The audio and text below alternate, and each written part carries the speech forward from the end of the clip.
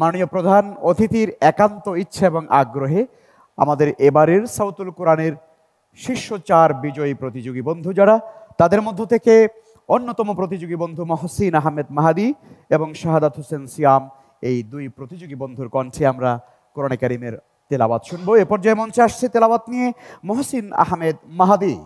মঞ্চে আসছে মহসিন আহমেদ মাহাদি। সাউতুল কোরআন আমানসিম সাউতুল কোরআন। আসসালামু আলাইকুম ওয়া রাহমাতুল্লাহি ওয়া বারাকাতুহু।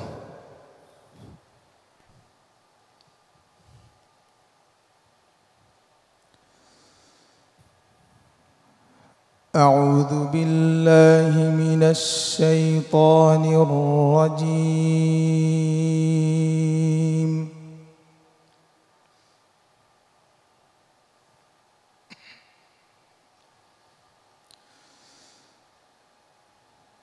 بسم الله الرحمن الرحيم.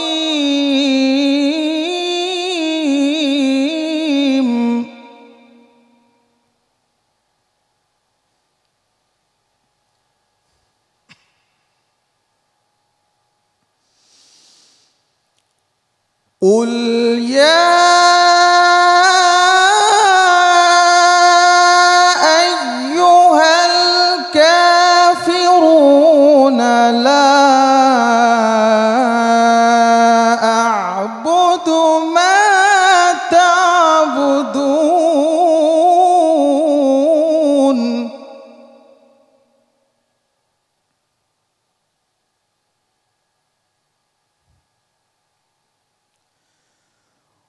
ولا أنتم عابدون ما أعبد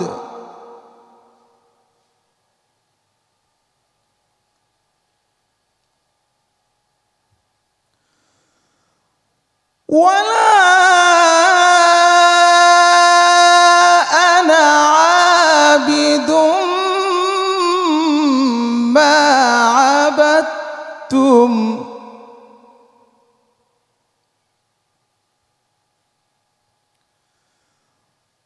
ولا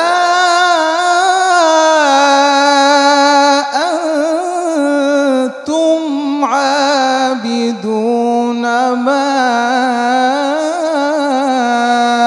أعبد لكم دينكم ولي دين.